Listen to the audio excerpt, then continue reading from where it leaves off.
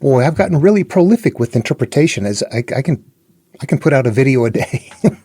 It's been quite the learning experience. What I want to do at this moment, though, is stop and talk about interacting with the material.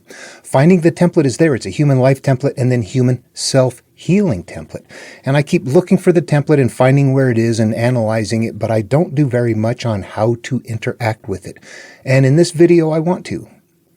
My name is Dan Paulson. Welcome to the channel. And I want you to know that this actually, I'll be straight up front, this goes into mental health.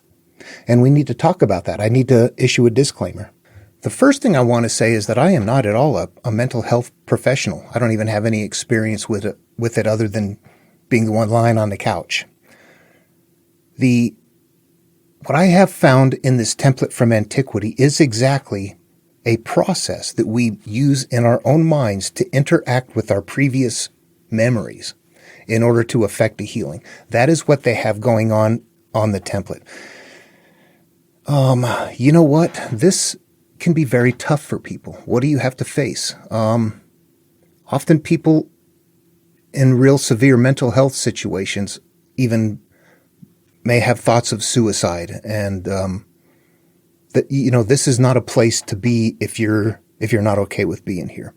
What I'm doing is I am presenting the template, my findings, and how I interacted with it. It's up to each person to do what they want to do. And I think that's what's going to happen. I don't think anybody's going to listen to this and go, do something horrific. I think people have to interact with it. What this essentially is boy, this is tough to say. It is like going to a psychologist, except the psychologist is up here and it's in your mind, and you're going up there to resolve the issues. That's what it's going to be, very close to resembling. You're your own psychologist. But we're going to look at things that we don't want to look at in ways that we don't know how to look at them, which is going to help us to heal from them. That's exactly what the process is. If you're on board with that, then we can go ahead and proceed. I'm going to anyway, but I just want you to know that up front. This is not a comfortable path. It entails looking at the things that hurt you. The purpose to look at them is to heal from them and to leave them in the past. So there's a reason to do it. If you're at a point where it's like, yeah, I'm tired of my life, this over and over again, what can I do? I'm ready to roll up my sleeves and go after it, then that's what this is. Okay, and I'm going to do my best to really stay focused on this video. I know that I'm networked into this stuff. I go all over the place with it, and it gets very scattered. My own wife tells me, honey, I don't know what you're talking about most of the time. Can you just stick to what you were saying? And there's something different going on. I just have I'm pulling from a different pool of knowledge. What I need to do is stay focused. Okay, here's what we got going on. In the human, there are 4 mental parts that we're going to look at, and there's a 5th part that is not mental, but it's the way we live life experience based on the mental up here. So we're looking at life experience as an effect, this as a cause. We can look at life experience and determine based on looking at that what the quality of this is. How is your life? That's what's going on up here. As within, so without. We use what we see to know what is inside of our minds. Okay, what are these 5 parts? Let's come up with an example. If you are here going, yeah, I'm wiped out, I need to do this, then chances are you are one person that is common who wakes up at 3 to 4 in the morning, frazzled over something, can't get back to sleep, fitful mentally, tossing and turning. And during this process, what you would probably realize is that there are times that as you're laying there, there's different parts of you that is coming into play. First of all, you feel anguish. The conscious is right there feeling it. The conscious is the one that gets all of the chemicals from the feelings and all of that. It's the interface. It lets us know the quality of our experience. The conscious feelings are. So what we're living through is some kind of issue at that moment. There's something that is unresolved, that is coming out, that is emerging, that is haunting us. And that is what is bothering us. And we wake up and there's some, for whatever reason, that mechanism is there. We can see that. We can examine that. Use it to learn. During this process, there should be a point in time where you are mentally having a different experience, not feeling the anguish, but being able to step outside of yourself and look at the situation from outside without feeling the attachment to it and go, whew, man, you gotta let that go. You gotta sleep. This is not okay. And for that time, your conscious is feeling something different. It's not feeling the anguish. It's feeling like, okay. So what we have is the conscious here as being the way we experience life, the emotional vehicle of how we are experiencing life. But whether at this moment, we are at one time experiencing it from memories that are emerging and we don't like the feel of it, or things that we have that are unresolved, something that is a conflict in our mind. And then we step outside of that, and this other part that is looking at it from the detached perspective, this other part of us is the higher self. That is what we need to nurture. What has happened in life is we started out from a higher self as a consciousness, except we were not developed enough to be aware of that. We then have life experiences, and we go drink that up. We do whatever it is. We grab, we hold, we have experiences, and we become products of those experiences by judging those experiences, unaware of the fact that that is what has happened. That happens to everybody. We have got to a point where our life experiences are such, and our own personalities, whatever we have going on, are such that we want to change the way we feel. We want to know what's going on and take a look at things. So what we have to know is that we are essentially living through our past experiences. Now, when those aren't emerging, we're still looking at things. The conscious is still bringing in new experiences as we go along, adding to it. But what we have back there is of such an energy that it kind of reaches out for things. So we continue to have these issues build and grow within us.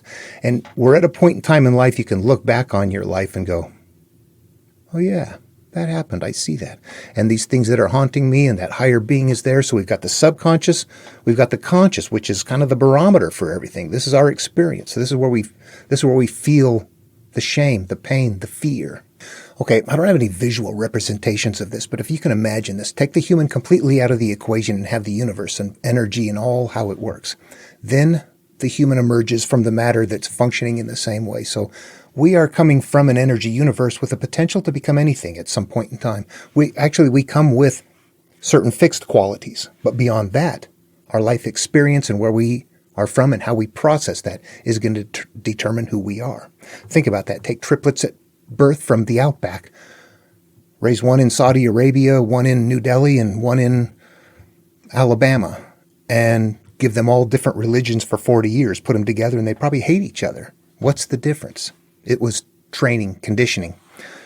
Well, I don't know that they would hate each other, but the point is that we can understand that we are mental products of our experiences and the way that we perceive those experiences, and that we just emerged from wherever we emerged from. That's where we are. That when we are thinking through things, that when we are in the higher self, that we have our consciousness is attached right now to between the cosmos and our brain. Then the brain is there and the consciousness, and then the subconscious emerges from there. And the conscious begins to, as we process information and become what we are, we continue to live through that experience when we're not bringing in new things. And then those experiences continue to put us in situations that allow us to find more of those, which allows it to grow. It's an energy-based thing, honestly. I don't need to go there. What we need to do is look and just see for yourself and go, does that make sense? Is that what is going on?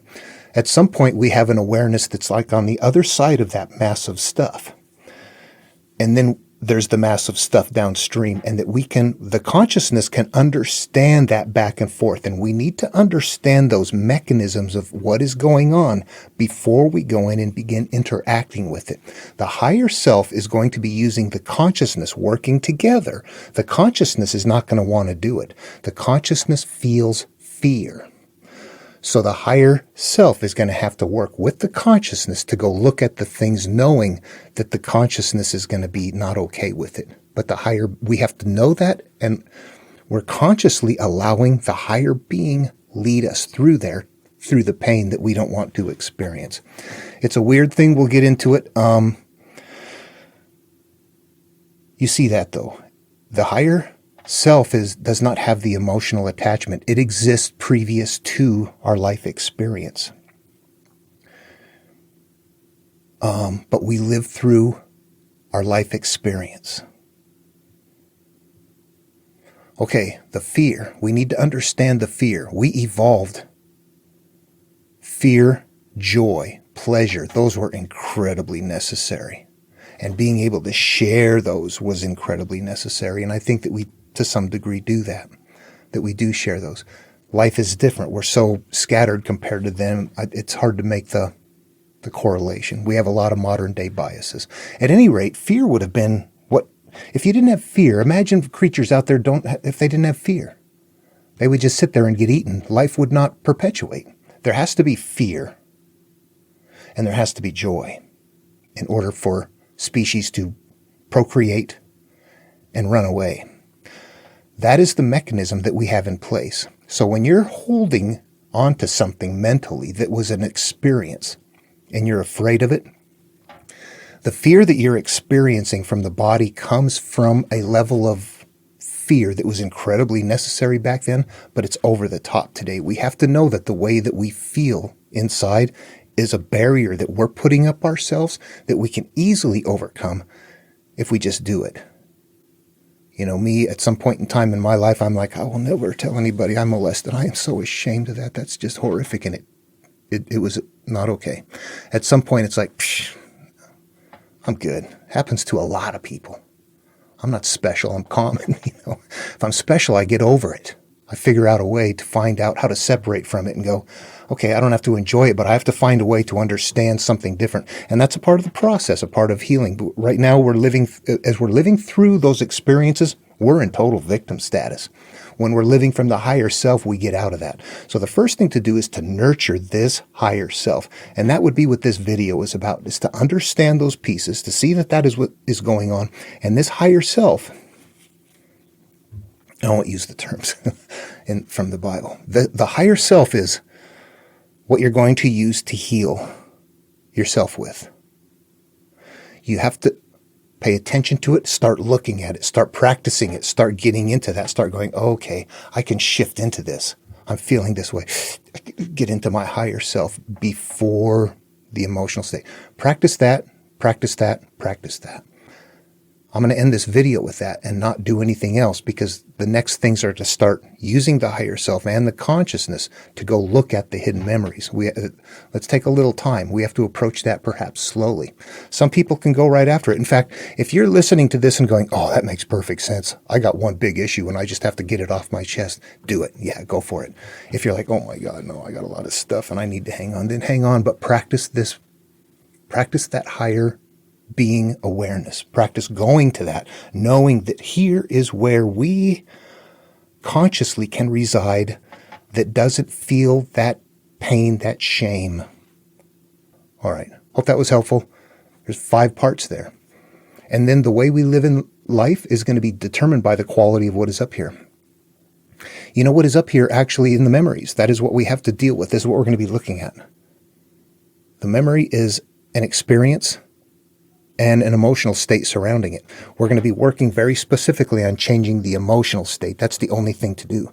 The emotional state is what gives it its power, its life, and its energy.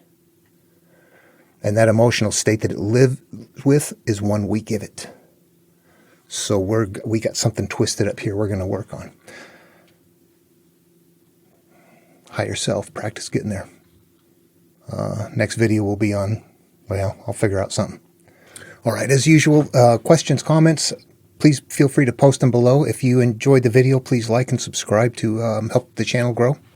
Try to, get it out there a little bit more. There's a Discord server up now. I'll post a link below, and feel free to come out. It's open. Come on, and yeah, it's a very small community. Hope the video was enjoyable.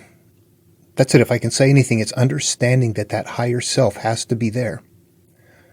The things that we want to face, we don't want to face because of the emotion that it brings out.